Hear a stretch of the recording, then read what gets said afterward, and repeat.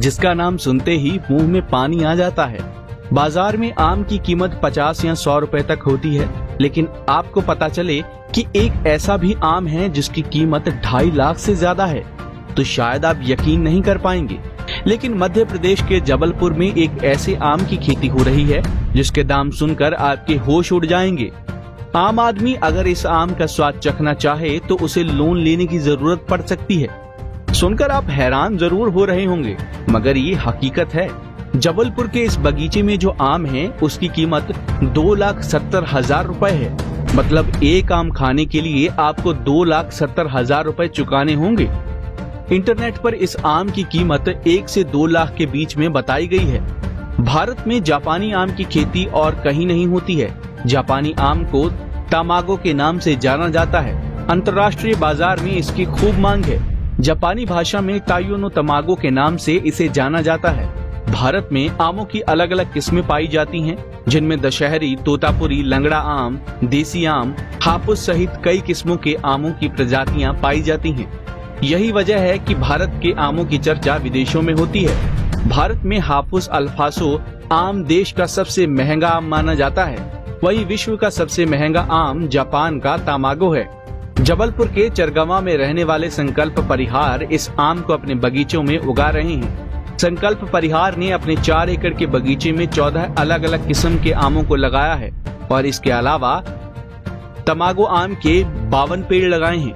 जाता है और ये ईश्वर की बहुत बड़ी कृपा है कि हमारे यहाँ पर ये ओपन एनवायरनमेंट में बहुत अच्छे से फल फूल रहे हैं। ना सिर्फ इन बच्चों की ग्रोथ, इन प्लांट्स की ग्रोथ, बल्कि इनके फलों का साइज़, फलों का आकार, फलों का कलर इस किसी भी देश से कंपेयर करने के लिए यहाँ पर कमी नहीं है हमारे शहर में। सेकेंडली ये कहा जाता है इस आम के बारे में कि ये विश्व का सबसे महंगा आम, वर्ल्ड मोस्ट एक्सपेंसिव मैंगो। क्या एक्सपेंसेस हो गए? लास्ट ईयर जो सर्च करी थी हम लोगों ने गूगल इंजन में, उससे हमको जानकारी प्राप्त हुई थी कि लास्ट ईयर इसकी कीमत नीलामी में 2,70,000 रुपये पर पीस की गई थी।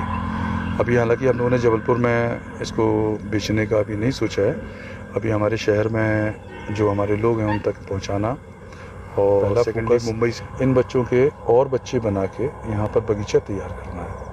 अभी हम लोग इसको बेचने की दिशा में नहीं, पहले इस बगीचे को और विस्तृत तादाद में बनाकर लगाने की सोच रहे हैं। अच्छा, ये टोमेंगो ही नाम क्यों है ऐसे? एक्चुअली ये नाम जापानीज़ भाषा में है, टोरेंगो दी टैमेगो। ये जापानीज़ पौधा है और बच्चा है और वहाँ पर इसका नाम टोरेंगो दी टैमेगो कहा जाता है और इसके फ्रूट को एग ऑफ द सन के नाम से भी जाना जाता है, चूँकि ये बहुत ही खूबसूरत होता है, लालिमा लिए हुए रहता है। जब इसको आप देखेंगे तो यूँ लगेगा जैसे वाकई में कि खूबसूरती, बेपनाह खूबसूरती लिए हुआ फल है ये। अच्छा, इसकी कॉस्ट क्या आती होगी इंडियन करेंसी में अगर ये बाहर जाता है तो? देखिए, ये तो बेचने वाली जगह पर और ख़रीदार के ऊपर निर्भर करता है। आप किस ख़रीदार को बेच रहे हैं, उसकी पेइंग कैपेसिटी क्या है।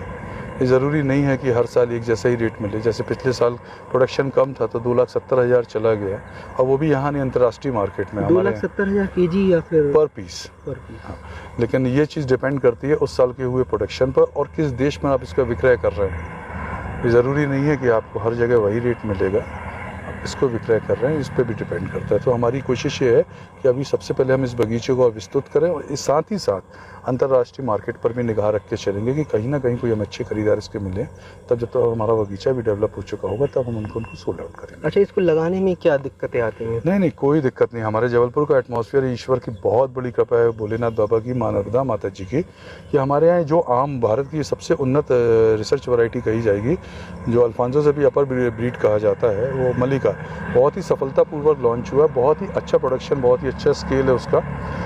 और यहाँ पर विश्व का जो सबसे महंगा आम है उसने भी किसी भी किस्म से कोई भी परेशानी बिल्कुल नहीं हुई। नहीं, जैसा भी आप बता रहे कि जापान में उसको पॉलिश में उगाया जाता है, यहाँ पे तो वही अचंभे वाली बात है कि जो चीज़ एक सुरक्षित वातावरण में उगा के उसका प्रोडक्शन किया जा रहा है। यहाँ पर ईश्वर की अपार कृपा है, नर्मदा माई की अपार कृपा है कि वहाँ का पानी पर ये बच्चे बहुत ही अच्छा एक सफलतापूर्वक कहेंगे कि अपना प्रदर्शन कर रहे हैं। अच्छा, ये क्या आपको ऐसा लगता है कि ये मतलब आपके अलावा कहीं भारत में और भी कहीं इसको मतलब पैदा किया जा रहा है? देखिए फ़िलहाल मुझे बिल्कुल जानकारी नहीं है, ना ही कहीं सुनने में आया है, ना मिला है। मेरी जानकारी में बिल्कुल नहीं, हो सकता मेरा पड़ोसी उगा रहा हो तो भी मुझे जानकारी में नहीं है, तो इस विषय पे मैं नहीं कह पाऊँगा। हालाँकि जो लोग आ रहे हैं, जैसे आप भी, जानकारी का दायरा आपका काफ़ी बड़ा है, काफ़ी पत्रकार बंधु हैं, अधिकारी बंधु हैं जिनके दायरा काफ़ी बड़ा होता है जानकारी का, मगर किसी के मुख से कभी ये नहीं सुना कि ये उन्होंने आम कहीं और भी देखा है, भारत में कहीं और देखा है, ऐसा किसी ने बताया नहीं है। एग्रीकल्चर डिपार्टमेंट से कुछ आपके पास आया ऐसा कुछ जानकारी लेने नहीं, देखिए एग्रीकल्चर डिपार्टमेंट की बात करेंगे तो वहाँ से तो नहीं, लेकिन हाँ मेरे मित्र हैं जो एग्रीकल्चर डिपार्टमेंट से जुड़े हुए हैं, या फिर बड़े भाई जैसे कह लें या मित्र कह लें, तो वो ज़रूर फ़ोन करके उन्होंने मुझे बधाइयाँ दी हैं, और उन सबका स्नेह, प्रेम, दुआएं से, ईश्वर के आशीर्वाद से सब हो पाया जबलपुर में संभव। तो ये जो आम आपने लगाया है, तो ये और लोगों के ऐसे कुछ कॉल्स वगैरह आ रहे हैं कि भाई इसके बारे में खासियत क्या है, हम भी लगाना चाह रहे हैं? हाँ, काफ़ी लोगों ने क्वेरी की है, नो डाउट, मगर अभी हम लोगों के पास चूँकि काफ़ी सीमित मात्रा में बच्चे उपलब्ध हैं, ये 52 बच्चे ही हमारे पास ये हैं, तो इन बच्चों से अभी हम और बच्चे तैयार करके फ़िलहाल हमारा पूरा फोकस अपने बगीचे को और विस्तृत रूप देना है। आने वाला भविष्य निश्चय ही इन बच्चों का है, क्योंकि आने वाले भविष्य की यदि हम आज तैयारी कर लेते हैं तो हमारे जबलपुर शहर का नाम अंतर्राष्ट्रीय स्तर पर निश्चित ही मालिक की कृपा से जरूर होगा।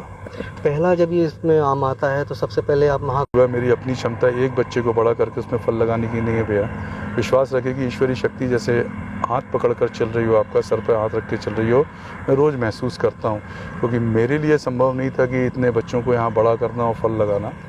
बहुत सारी परेशानियों का सामना करना पड़ता है, मगर वो शक्ति जो आपके सर पर हाथ रखे उन सारी चीज़ों से आपको बचा लेती है। ये मैंने प्रत्यक्ष रूप से, प्रमाणित रूप से देखा हूँ, महसूस किया हूँ और रोज करता हूँ, आज भी कर रहा हूँ। बता दें कि जबलपुर में उगाए जा रहे जापानी आम की ख्याति देश भर में फैल गई है, लेकिन उद्यानिकी विभाग ने अभी तक संकल्प परिहार के आम के बगीचे की ओर ध्यान नहीं दिया है।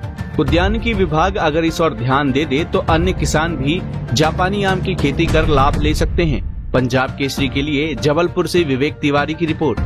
हमसे जुड़े रहने के लिए हमारे YouTube चैनल को सब्सक्राइब करें और नई वीडियो की नोटिफिकेशन के लिए बेल आइकॉन को दबाएं। अगर आप ये वीडियो Facebook पर देख रहे हैं तो लाइक जरूर करें और ज्यादा से ज्यादा शेयर करें। धन्यवाद।